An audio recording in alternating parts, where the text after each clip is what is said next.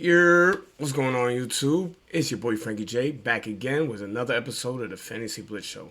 Yeah, I'm dropping 2 episodes for y'all. Another crazy weekend for me, so I'm gonna try to bang out all these episodes for y'all. So for this one, we got the top 5 waiver picks. My top 5. Obviously, there's more waiver picks that you may like or may dislike, but these are my personal top 5s. All right, so it'll be a quick one. So let's go with number 1. It's going to be Gerald Everett. Now, this is the third time I'm talking about him. He's definitely becoming part of that offense. Obviously, just getting there. He had to get acclimated, and it's looking good for him.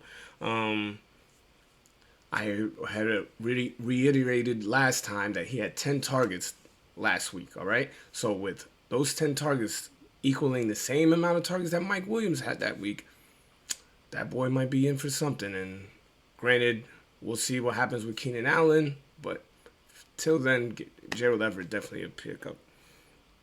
Number 2, I got Jahan Dotson. That boy is a beast. He's a problem. 2 weeks. In 2 weeks, he managed to get at least a touchdown in both of those games. All right.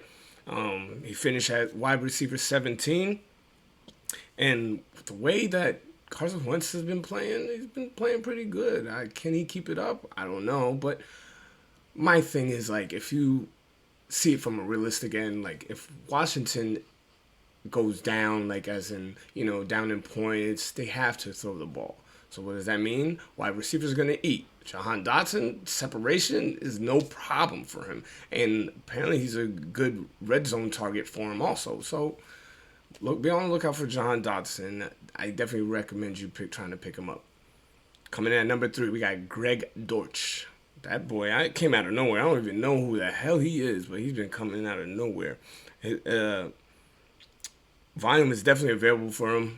He could be a bigger piece of that offense, but obviously we're seeing a lot of this because of no Rondell Moore and obviously suspension to D-Hop. Now this is 2 weeks down, going into week 3, so that means we'll have literally about 3 more weeks until we see D-Hop back on the lineup. So we don't know what that's going to happen, like what's going to happen to Greg Dortch, but for the time being, why not plug him in? That spread offense, they're always gonna throw the ball. I mean, granted, that game didn't look so like sexy good for Kyler, but Greg Dortch still had a decent game. Until Rondell Moore comes back, Greg Dortch is literally the wide receiver 2 there. So try to get a share on him. It is Kyler Murray, so he's gonna sling that ball. Coming in at number 4, we got Jamal Williams. Now, last week wasn't a great game. He ended up being RB37. He had 12 rushing attempts, which was pretty good for RB2 on the team. I consider him a great flex option, like depending on the matchup. Why not? Week 1 he was great. He had a touchdown. Week 2 not so much, but they're gonna go back and forth between him and DeAndre Swift. So, and we already know that they like to pass the ball to running back. So if Swift's not in there, it's gonna go to Jamal Williams. And I did see Jamal Williams try to vulture a lot of goal line carries away from DeAndre Swift. So be on the lookout for him. And coming at number 5, it's going to be Joe Flacco. Now, I have Joe Flacco and Garrett Wilson, both pickups that I would recommend. Flacco's more available in leagues than Garrett Wilson is, but either or, me being a Jets fan, might be a little biased, but I'm going to try to pick up both of them. But for Flacco, he finished as QB number 7.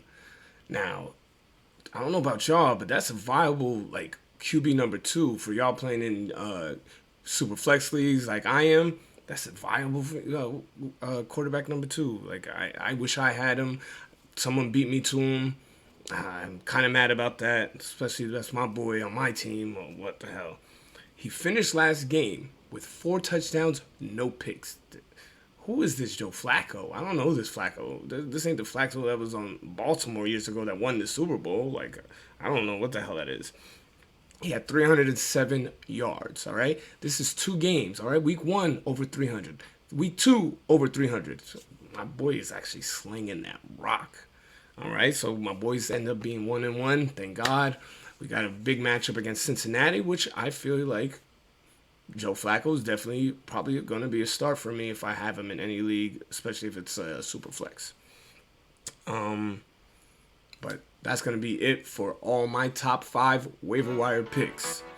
Hope y'all appreciate it. Thank y'all for showing the love. If y'all like the content, please don't forget to like, comment, subscribe. Once again, it's your boy Frankie J. It's the Fantasy Blitz Show. We out. Peace.